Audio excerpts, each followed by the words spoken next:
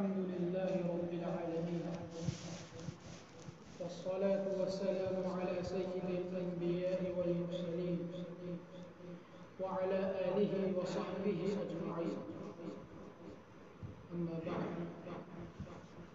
عن أبي هريرة رضي الله تعالى عنه عن النبي صلى الله عليه وسلم قال: الإيمان بضع وسبعون شعبة أفضلها قول لا إله إلا الله وأدناها إماطة الأذى عن الطريق والحياء شعبة من الإيمان.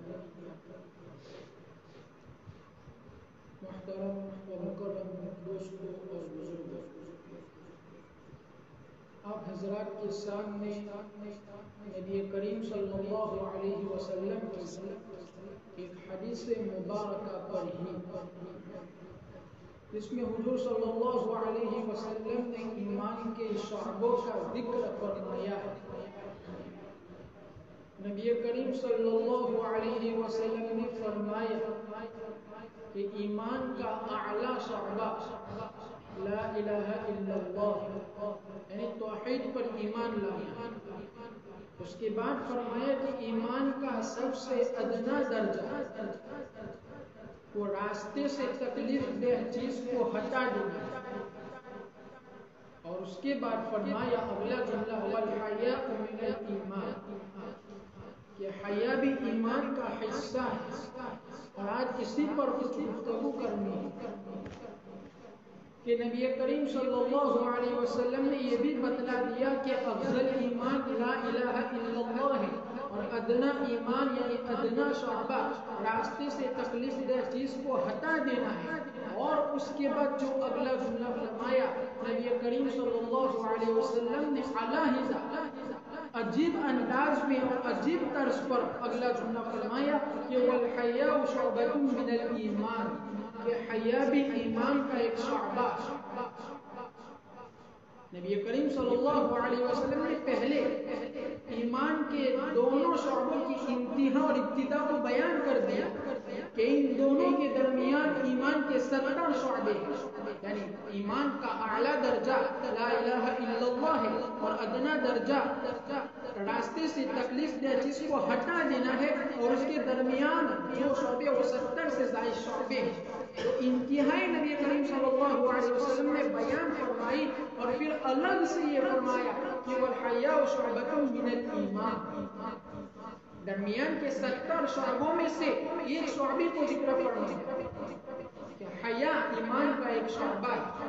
اور نبی کریم صلی اللہ علیہ وسلم نے 70 شعبوں کو چھوڑ کر اس شعبے کو الگ سے کیوں بیان کیا؟ تو اس کا مقصود یہ ہے کہ ان دو کے درمیان جو 70 شعبے ہیں اس میں سے جو ایک شعبہ حیا ہے وہ بنیادی اہمیت رکھتا ہے.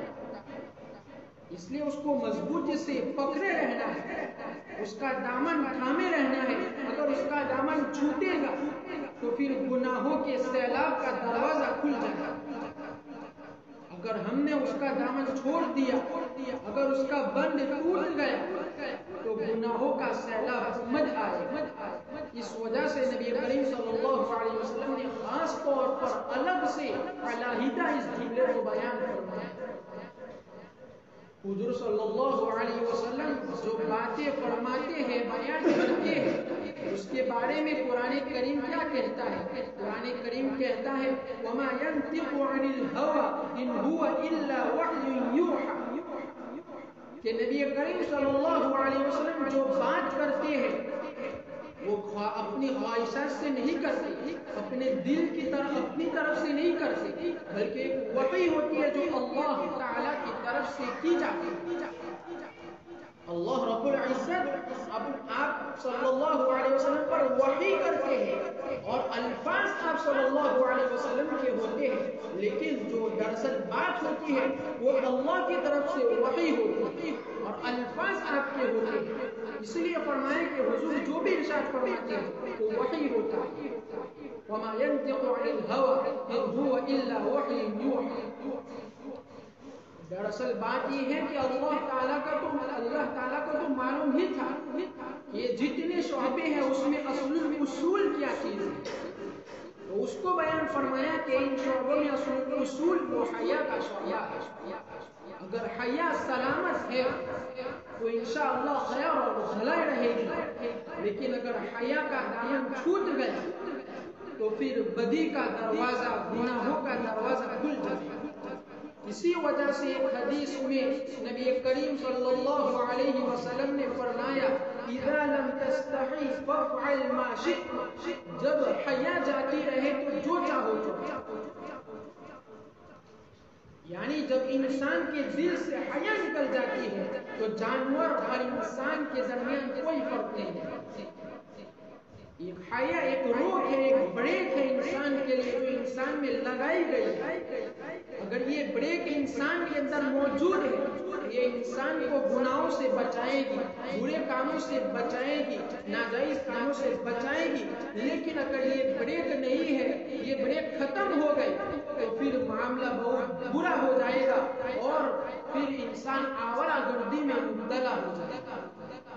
یہ ایک ایسا جملہ ہے، چھوٹا سا جملہ ہے لیکن ایسا جملہ ہے کہ جس نے بے شمار لوگوں کی زندگی میں انقلاب برپا کر دیا، زندگیوں کو بدل کر رکھ دیا.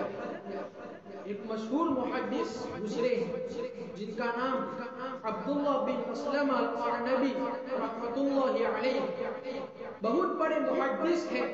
اندازہ لگائیے کہ صحیح ستہ کی جتنے مصنفین ہیں ان کے استاد ہیں.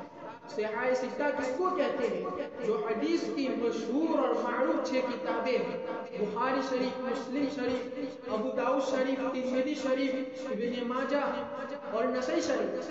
ان 6 کتابوں کے جو مصنف ہیں، جو لکھنے والے ہیں، ان کے بھی استاد یہ ہیں عبداللہ بن مسلمہ القعنبی رحمۃ اللہ علیہ. ان کے بارے میں آتا ہے کہ وہ اپنی ابتدائی زندگی میں آوارہ قسم کے تھے، بہت آوارہ قسم کے. جیسے کہ آج کل ہمارے یہاں گنڈے لوگ ہوتے ہیں اور ٹپوڑی قسم کے لوگ ہوتے ہیں، اس قسم کے آدمی تھے. ایک مرتبہ عبداللہ بن مسلمہ القعنبی اپنے دوستوں کے ساتھ محفل بنائے ہوئے بیٹھے تھے اور بڑی گپ شپ کی باتیں چل رہی تھی، گپے بازی لگا رہے تھے.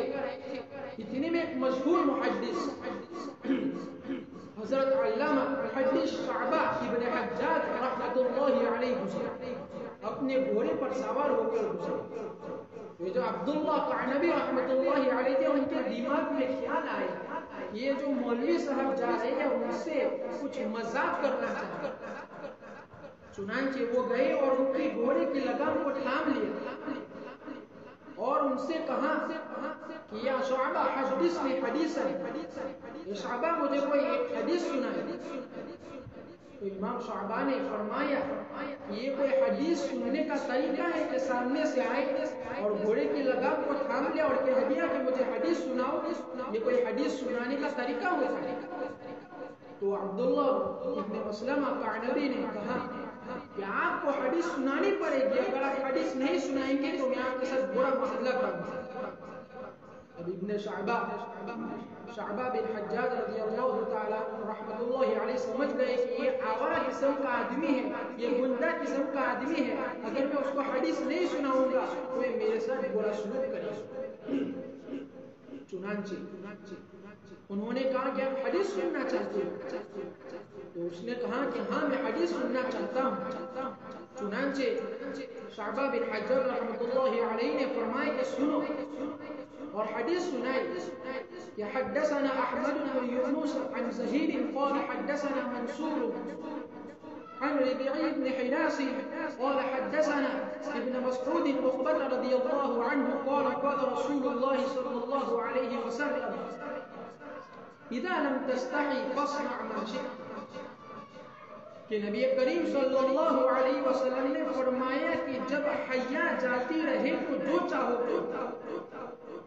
اب اس اللہ کے بندے نے معلوم ہے کہ اس دل سے یہ حدیث سنائی ہوگی، کس نیت کے ساتھ، کس خلوص کے ساتھ یہ نیت سنائی ہوگی کہ وہ حدیث سنتے اس کے دل پر ایک چوٹ لگی، ایک جھٹکا لگا اور کہا کہ اب تک تو میں آپ سے مذاق کر رہا تھا لیکن اس حدیث کے سننے کے بعد میرا دل پلٹ گیا. چنانچہ آپ اپنا ہاتھ آگے بڑھائے، پھر میں آپ کے ہاتھ پر توبہ کرتا ہوں۔ چنانچہ انہوں نے ان کے ہاتھ پر توبہ کی اور آئندہ کبھی ان برے اعمال کے نہ کرنے کا تحیہ کیا اور وعدہ کیا، اور ان تمام برے اعمال کو، لوٹ اور چوری کو اور ڈکیتی کو اور گالی گلوچ وغیرہ کو چھوڑ دیا اور ایسی زندگی گزاری کہ بڑے محدث جلیل بن گئے کہ جن کی روایت کردہ احادیث سیاہ ستہ میں بھری پڑی، اور حضرت امام ابو داؤد رحمۃ اللہ علیہ کثرت سے ان کے احادیث کو بیان کرتے ہیں۔ بہرحال بتلانا یہ ہے کہ یہ جملہ جو ہے والحیاء شعبۃ من الایمان، اس نے زندگیوں کی پایا کو پلٹ دیا ہے، یہ ایسا جملہ ہے۔ دراصل نبی کریم صلی اللہ علیہ وسلم نے بالکل سچ فرمایا کہ جب انسان کے اندر سے حیا نکل جاتی ہے، جب انسان کے اندر سے دل سے حیا نکل جائے تو پھر انسان اور کتے بلے میں کوئی فرق نہیں ہوتا۔ چنانچہ آج آپ مغربی ممالک میں اس کا ملاحظہ فرمائے، یورپ میں اس کا ملاحظہ فرمائے کہ جس طریقے سے جانور بالکل چوراہے پر اور سڑکوں پر بے حیائی جیسے کام کرتے ہیں، ایسے ہی کام آج مغربی ممالک میں بالکل سڑکوں میں اور کھلے بازار میں زنا ہوتا ہے، لیکن ان کو شرم بھی نہیں ہے، حیا بھی نہیں ہے۔ کیوں؟ اس لیے کہ نبی کریم صلی اللہ علیہ وسلم نے فرمایا کہ اذا لم تستحی فافعل ما شئت، جب انسان کے اندر سے حیا چلی جاتی ہے تو اس کو کچھ معلوم نہیں ہے۔ اسی لیے فرمایا کہ جب حیا چلی جائے تو جو چاہو کرو۔ حیا کا معنی کیا ہے؟ حیا کا مطلب یہ ہے کہ طبیعت میں کسی نامناسب چیز کے کرنے پر کراہت پیدا ہے، یعنی انسان کوئی برائی کرنے جا رہا اور اس کی طبیعت اس کو روکے کہ یہ برا کام ہے، اسی کا نام حیا ہے۔ اور حیا انسان کو گناہوں سے بچاتی ہے، اور حیا کو اتنا اونچا شعبہ قرار دیا گیا کہ ایمان کے 70 شعبوں میں سے کسی شعبے کو الگ سے بیان نہیں کیا، بلکہ صرف اسی کو، حیا کے شعبے کو علیحدہ الگ نبی کریم صلی اللہ علیہ وسلم نے بیان فرمایا کہ الحیاء شعبۃ من الایمان، کہ حیا ایمان کا ایک شعبہ ہے۔ ایسا معلوم ہوتا ہے کہ سرکار دو عالم صلی اللہ علیہ وسلم کی آنکھیں ہمارے زمانے کو دیکھ رہی تھی کہ آئندہ مستقبل میں ایک ایسی قوم آئے گی جو حیا کے دامن کو چھوڑ دے گی، کہ وہ کہاں تک پہنچے گی، ان کا انجام کیا ہوگا۔ اسی بنا پر نبی کریم صلی اللہ علیہ وسلم نے یہ بات 1400 سال پہلے ارشاد فرمائی کہ حیا ایمان کا ایک شعبہ ہے۔ حیا عورتوں کے لیے تو ہے ہی، مردوں کے لیے بھی حیا کا حکم دیا گیا۔ حضرت عثمان غنی رضی اللہ تعالی عنہ جو خلفائے راشدہ میں سے تیسرے خلیفۃ المسلمین گزرے، ان کے بارے میں کہا جاتا تھا کہ وہ کامل الایمان والحیا، ایمان کے کامل اور کامل حیا والے تھے۔ ایک مرتبہ نبی کریم صلی اللہ علیہ وسلم اپنے گھر تشریف فرما تھے اور آپ نے تہبند باندھا ہوا تھا، لیکن گھٹنے پر کچھ حصہ کھلا ہوا تھا۔ اچانک دروازے پر دستک ہوئی، پوچھا کون؟ تو آواز آئی کہ حضرت صدیق اکبر۔ معلوم ہوا کہ صدیق اکبر رضی اللہ تعالیٰ عنہ ہے، تو آپ نے اندر آنے کی اجازت دی تھی اور آپ اسی حالت میں رہے۔ پھر تھوڑی دیر کے بعد دروازے پر دستک ہوئی، پوچھا کون؟ تو معلوم ہوا کہ حضرت عمر رضی اللہ تعالیٰ عنہ ہے، تو آپ نے ان کو بھی اندر آنے کی اجازت دی، اسی حالت میں بیٹھے رہے۔ ابھی تھوڑی دیر گزری تھی کہ پھر دروازے پر دستک ہوئی، پوچھا کون؟ تو معلوم ہوا کہ حضرت عثمان غنی رضی اللہ تعالیٰ عنہ ہے۔ تو نبی کریم صلی اللہ علیہ وسلم بالکل سیدھے بیٹھ گئے اور جو گھٹنے کا حصہ کھلا ہوا جو اس کو بالکل ڈھک دیا اور برابر اچھی طریقے سے بیٹھ گئے۔ پھر ان کو اندر آنے کی اجازت دی۔ اب ان حضرات کے چلے جانے کے بعد حضرت عائشہ رضی اللہ تعالیٰ عنہ نے پوچھا یا رسول اللہ اس کی کیا وجہ ہے کہ حضرت صدیق اکبر رضی اللہ تعالیٰ عنہ جب گھر میں تشریف لائے تو آپ اپنی ایسی حالت پر بیٹھے رہے، جب حضرت عمر رضی اللہ تعالیٰ عنہ آئے پھر بھی آپ اپنی ایسی حالت پر بیٹھے رہے، لیکن جب عثمان غنی رضی اللہ تعالیٰ عنہ آئے تو آپ نے اپنے گھٹنے کو فوراً چھپا لیا اور ڈھک لیا۔ اس کی وجہ کیا ہے؟ تو سرکار دو عالم صلی اللہ علیہ وسلم نے فرمایا کہ یا عائشہ یہ وہ شخص ہے کہ جس سے اللہ کے فرشتے بھی حیا کرتے ہیں، تو میں کیسے ایسے آدمی سے اس حال میں مل سکتا ہوں کہ میرا گھٹنا کھلا ہو؟ فرمایا کہ عثمان غنی ایسے آدمی ہے کہ اللہ کے فرشتے بھی ان سے حیا کرتے ہیں، تو میں کیسے ان سے ملوں اس حال میں کہ میرے گھٹنا کا حصہ کھلا ہوا؟ تو اس سے معلوم ہوا کہ صرف حیا کا حکم عورتوں کو نہیں ہے بلکہ مردوں کو بھی ہے کہ اپنے لباس میں، اپنے کپڑوں میں، اپنے چال ڈھال میں، اپنے طرز عمل میں حیا کو سامنے رکھیں۔ جب مردوں کو حیا کا حکم ہے تو عورتوں کو دو بدرجے اولا حیا کا حکم ہوگا، اور عورتوں کو تو اللہ نے حیا ہی کے لیے بنایا ہے۔ عورت کو حیا کا پیکر ہونا چاہیے، حیا عورت کے لیے زیور ہونا چاہیے۔ جس عورت کے اندر حیا نہیں وہ عورت کہلانے کے مستحق ہی نہیں۔ ایک صحابیہ رضی اللہ تعالی عنہ، انہوں نے اپنے بیٹوں کو نبی کریم صلی اللہ علیہ وسلم کے ساتھ کسی غزوے میں بھیجا، شاید وہ غزوہ احد یا اور کوئی غزوہ۔ چنانچہ جب غزوہ ختم ہوا تو کسی نے آ کر ان کو خبر دی کہ غزوے کے اندر آپ کا ایک بیٹا شہید ہو گیا ہے۔ جب انہوں نے یہ اطلاع اور یہ خبر سنی کہ میرا ایک بیٹا شہید ہو گیا ہے تو بالکل گھبرائی ہوئی دوڑی نبی کریم صلی اللہ علیہ وسلم کی خدمت میں۔ اور اس زمانے میں تو جب بھی کوئی پریشانی ہوتی تھی تو صحابہ کا ایک ہی محور مرجع تھا اور وہ نبی کریم صلی اللہ علیہ وسلم تھے کہ ان سے ان کو دلوں میں ٹھنڈک ہوتی تھی اور وہیں سے وہ سکون اور اطمینان حاصل کرتے تھے۔ تو کوئی بھی معاملہ ہوتا تو صحابہ خدمت اقدس میں چلے جاتے اور مسئلے کو حل کرواتے۔ چنانچہ یہ صحابیہ بھی جیسے اطلاع سنی اپنے بیٹے کی شہادت کی تو فوراً دوڑی اپنے گھر سے نکلی، لیکن اپنے گھر سے نکلی اس حال میں کہ انہوں نے اپنے جسم پر ایک چادر اوڑھی ہوئی تھی اور اس چادر نے پورے جسم کو ڈھانک لیا تھا، صرف ایک آنکھ کھلے رہ گئی۔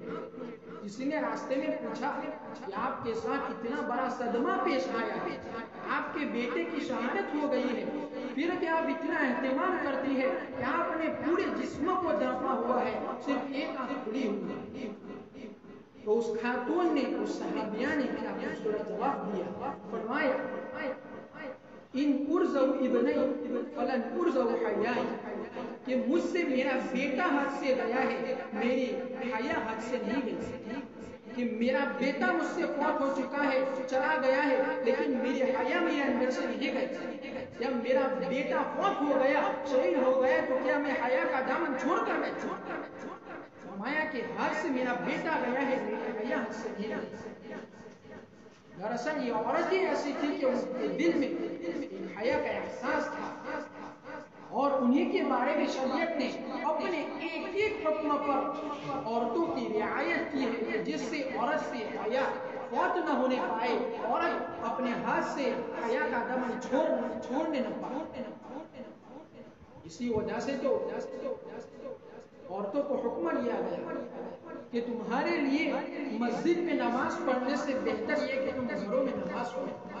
حالانکہ جماعت کے ساتھ نماز پڑھنے کی فضیلت کتنی زیادہ ہے، جماعت کے ساتھ نماز پڑھنے کی فضیلت تنہا نماز پڑھنے کے مقابلے میں 27 گنا زیادہ ہے، لیکن پھر بھی عورتوں کو حکم دیا کہ تمہارے لیے حکم یہ ہے کہ تم اپنے گھروں میں نماز پڑھو، یہ تمہارے لیے بہتر ہے۔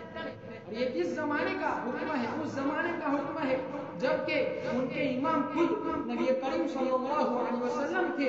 اس وقت حضور نے یہ حکم دیا کہ عورتوں کے لیے بہتر اور افضل یہ ہے کہ وہ اپنے گھروں میں نماز پڑھیں۔ فرمایا کہ تمہارا میرے پیچھے نماز پڑھنے سے بہتر یہ ہے کہ تم اپنے گھروں میں نماز پڑھیں۔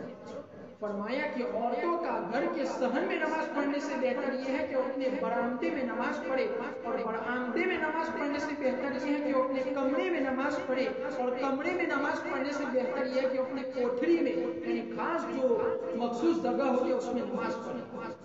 یہ ارشادات تواتر کے ساتھ مسلسل نبی کریم صلی اللہ علیہ وسلم سے ہم تک پہنچے، اور نبی کریم صلی اللہ علیہ وسلم نے حیا کی اتنی اہمیت اور تعلیم دی، اور ہر قدم پر عورتوں کا اسلام نے رعایت کی ہے۔ اسی بنا پر دیکھ لیجیے کہ مرد کی نماز کا طریقہ الگ ہے اور عورت کی نماز کا طریقہ الگ ہے۔ عورتوں کی نماز میں سطح کا خاص لحاظ کیا گیا ہے۔ چنانچہ جب مرد رکوع کرتا ہے تو مرد کے رکوع کا طریقہ یہ بتایا گیا کہ مرد رکوع کے اندر اپنی دونوں ٹانگیں کو بالکل سیدھی کس کر کھڑی رکھے، جبکہ عورتوں کو حکم دیا گیا کہ وہ بالکل کس کر نہیں بلکہ اس کو تھوڑا جھکا ہوا۔ سجدے کو دیکھ لیجیے، سجدے کا طریقہ مردوں کے لیے اور ہے اور عورتوں کے لیے اور ہے۔ مردوں کے لیے تو یہ ہے کہ بازو کو پورا کھلا رکھنا ہے اور پنڈلی اور رانوں کو بھی پورا کھلا رکھنا ہے، اور عورتوں کے لیے فرمایا کہ اس کو کچھ کھلا نہیں رکھنا ہے بلکہ اس کا پورا جسم زمین سے متصل ہونا چاہیے۔ تو ہر قدم پر اسلام نے عورتوں کی حیا کا اور پاک دامنی کا لحاظ کیا کہ نبی کریم صلی اللہ علیہ وسلم نے حیا کی بہت تاکید فرمائی ہے۔ تو یہ تو حیا کے بارے میں تھا۔ اب حیا جب ختم ہو جاتی ہے اور جب عورتیں اپنے پردے کو اٹھا دیتی ہیں اور پردے کا نام و نشان مٹ جاتا ہے اور جب بغیر پردے کے باہر نکلتی ہے تو اس کے کیا نقصانات ہیں، اس کی کیا خرابیاں پیدا ہوئی ہیں اور آج کے دور میں کیا حال ہے، اس کو انشاءاللہ العزیز آئندہ جمعہ کو بیان کیا جائے گا۔ اللہ رب العزت ہم سب کو اس پر عمل کرنے کی توفیق